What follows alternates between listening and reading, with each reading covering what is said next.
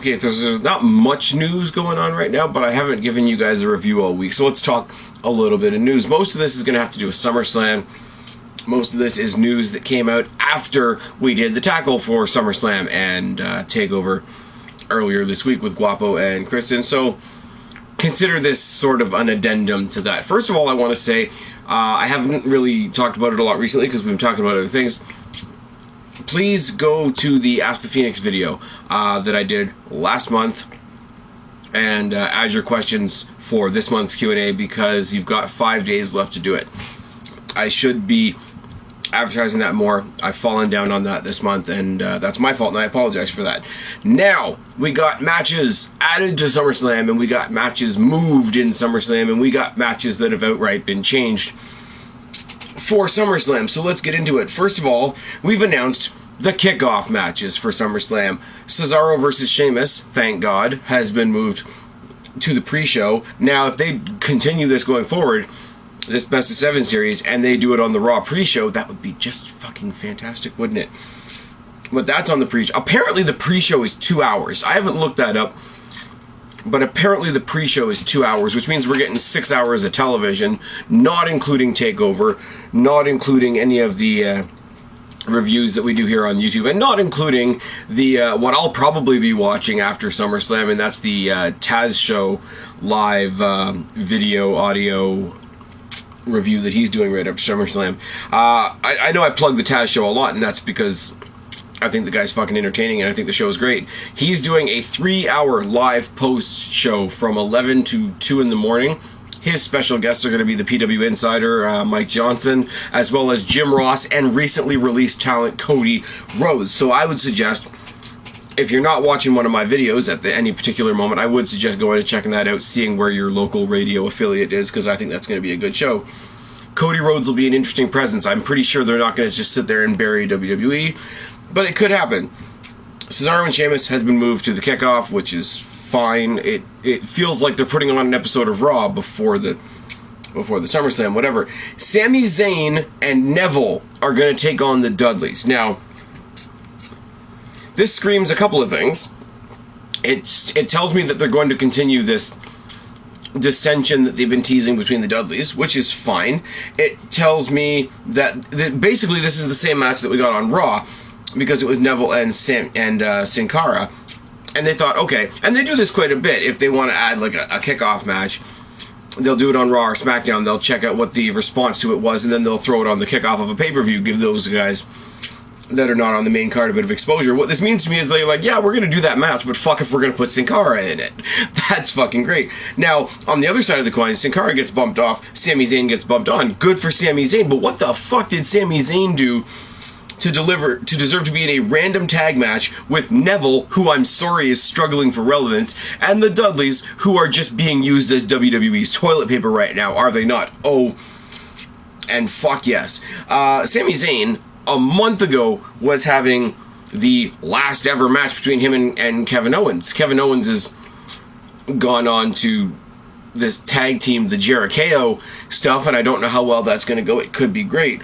But at the same time, Sami Zayn is just sort of floating in Nowheresville. He got squashed by Sheamus for the purposes of the Sheamus and Cesaro Best of 7 series to set all that up. But Sami Zayn, after the draft, just fell off the face of the earth. Now we're all hearing that Kevin Owens is going to get moved to SmackDown to balance out the rosters a little bit and separate these two.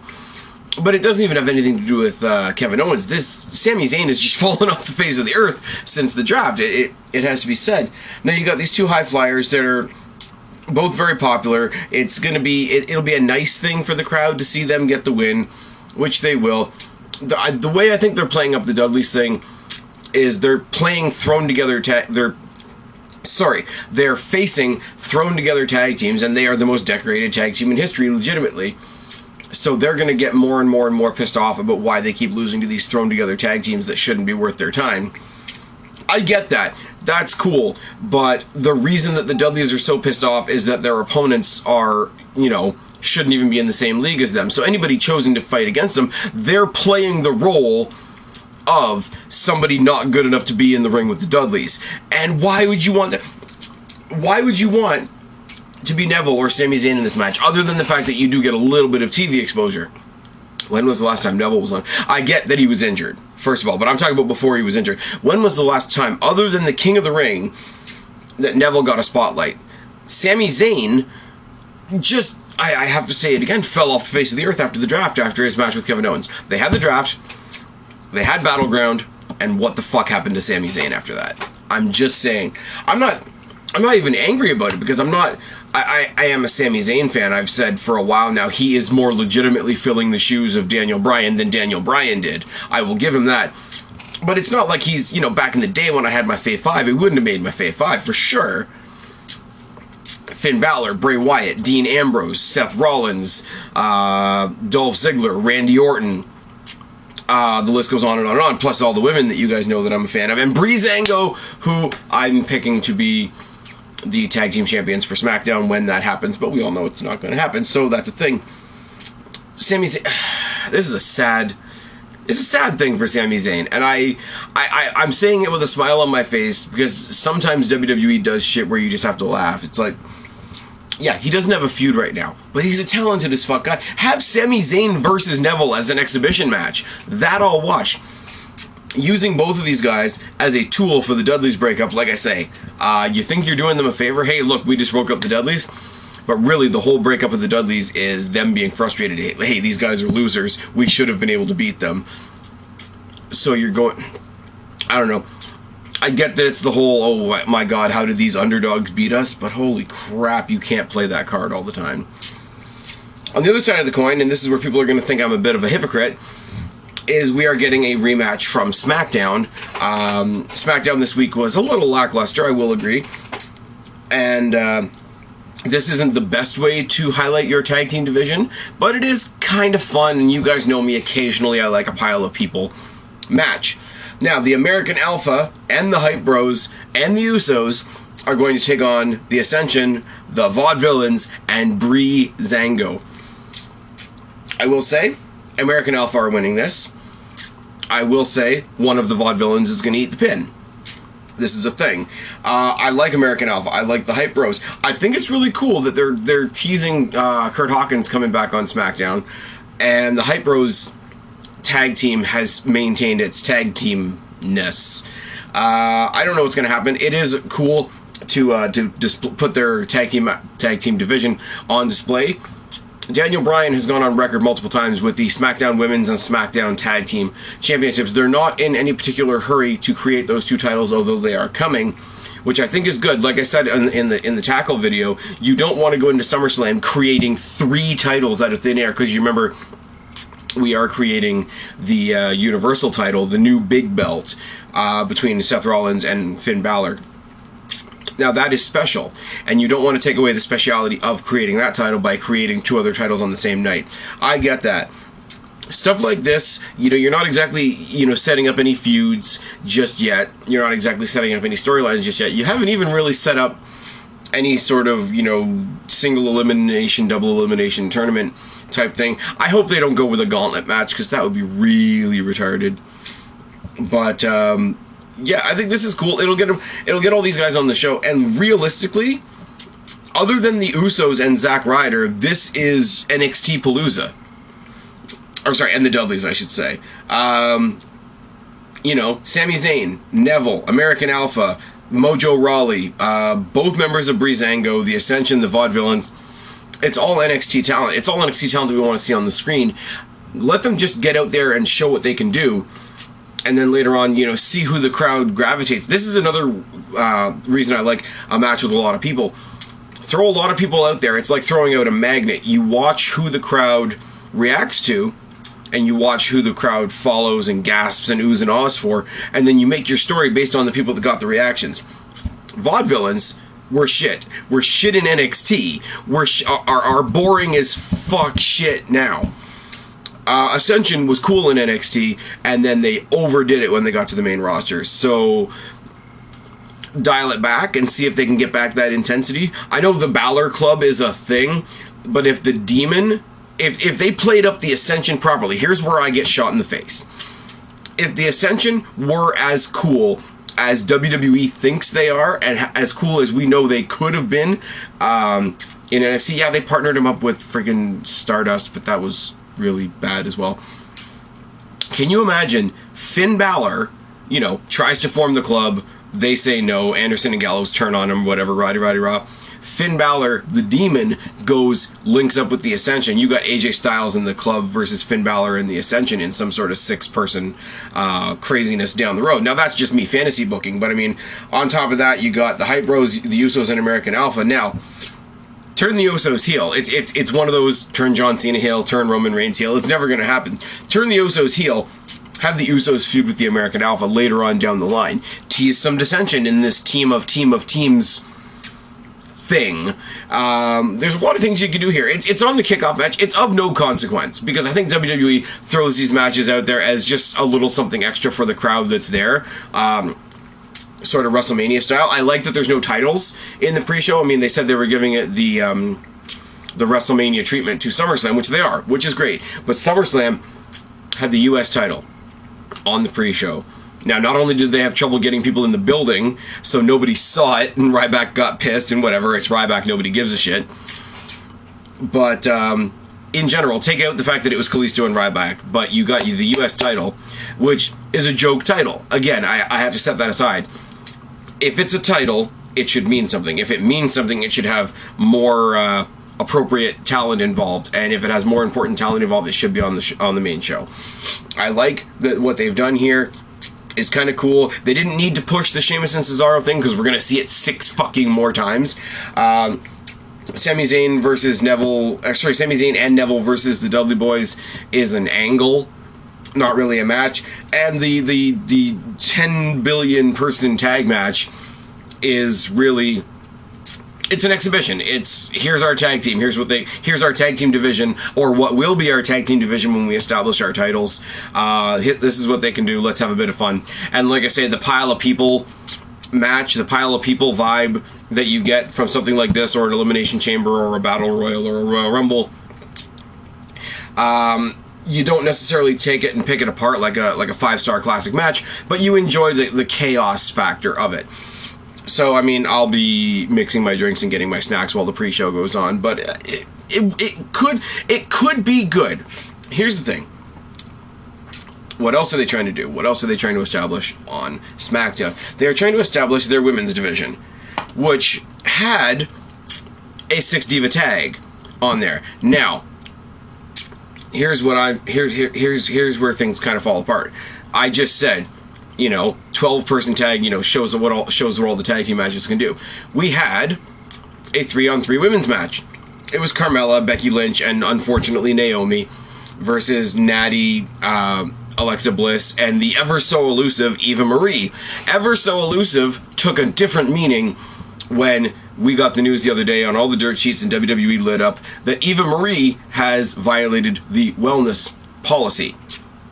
Now, there's a lot of stuff that comes out of this one. Again, first of all, I'm going to skim over the fact that Alberto Del Rio and Paige, who are a couple, who are both unhappy with the company right now, who are on 2 separate brands, got suspended the same day. That's suspicious as fuck. I can't prove it. There's not very many details that have been released about it. WWE fucked them. Somehow. I don't know. You guys know how I feel about Alberto Del Rio. You guys know how I feel about Paige.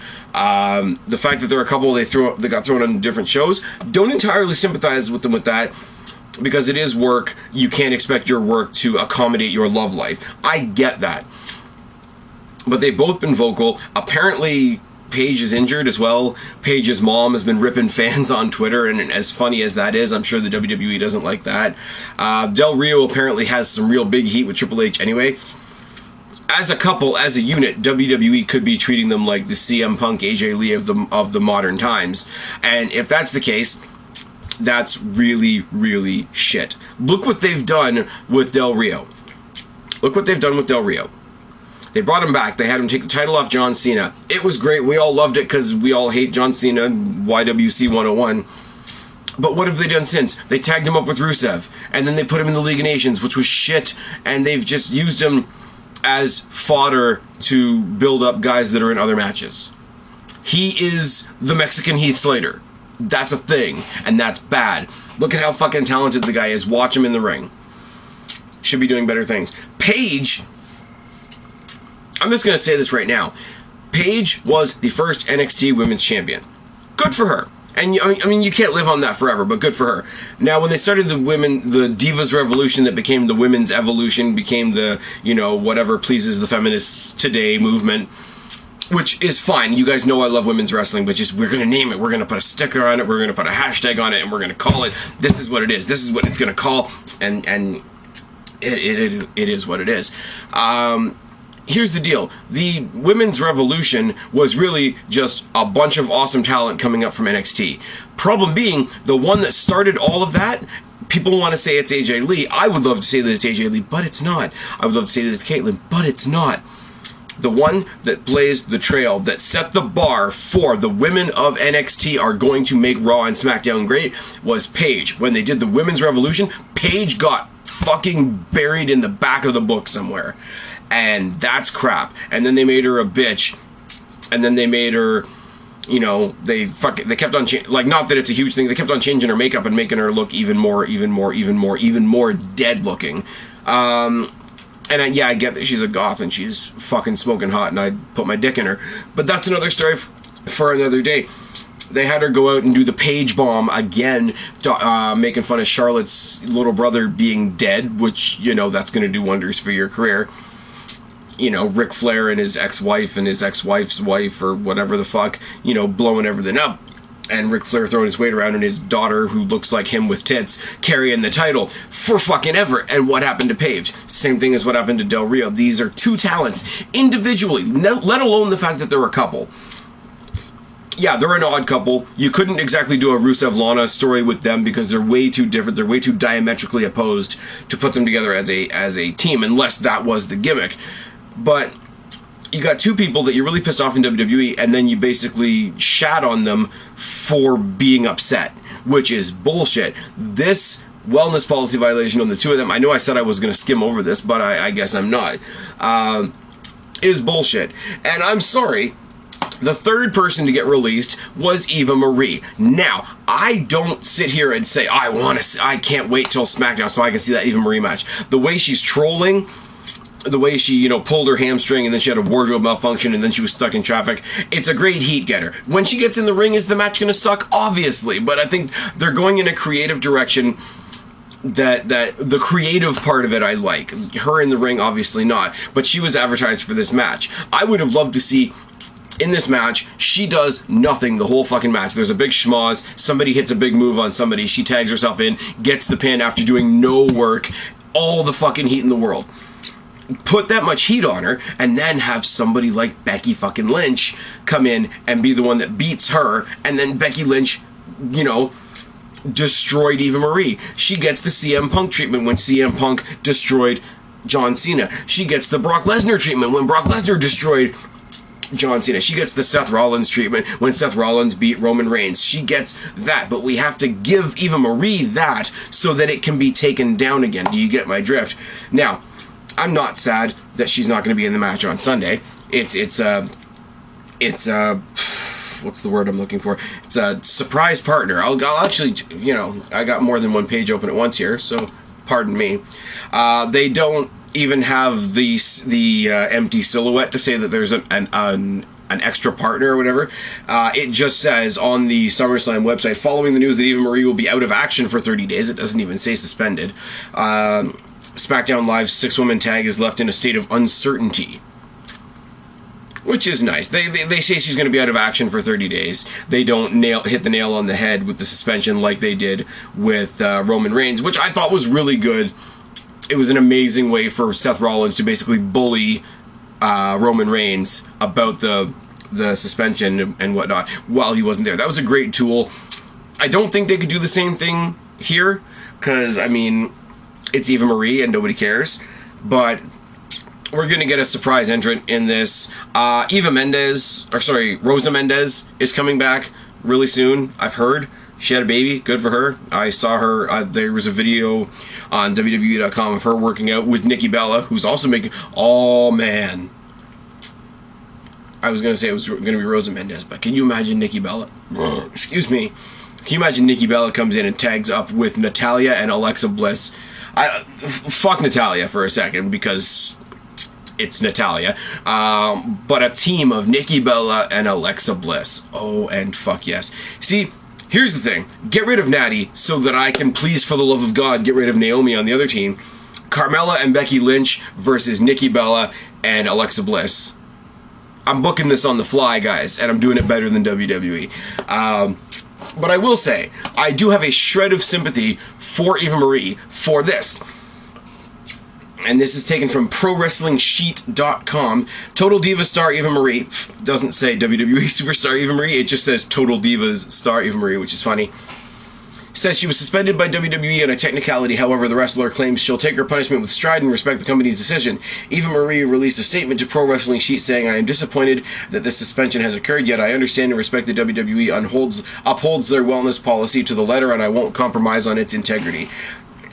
As we exclusively reported, Eva Marie was suspended yesterday for the wellness policy violation, and the company released a statement saying that this was her very first offense. WWE superstars Paige and Alberto Del Rio were also suspended this week for wellness violations. Eva adds, "I violated the wellness policy by not turning in portions of the required paperwork for not turning in portions of required paperwork in the time frame WWE Medical deemed timely. I do look forward to your return, and thank you for all your support." Now, nobody cares, really, but I'm sorry, guys, take your bias glasses off for a second.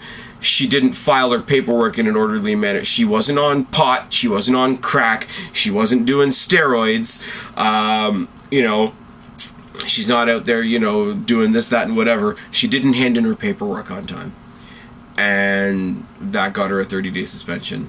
When Brock Lesnar, who got nailed, and I know it's Brock Lesnar, and I laugh because I like Brock Lesnar. I love Brock Lesnar's attitude. If they suspended Brock Lesnar, he'd laugh and go home to his farm.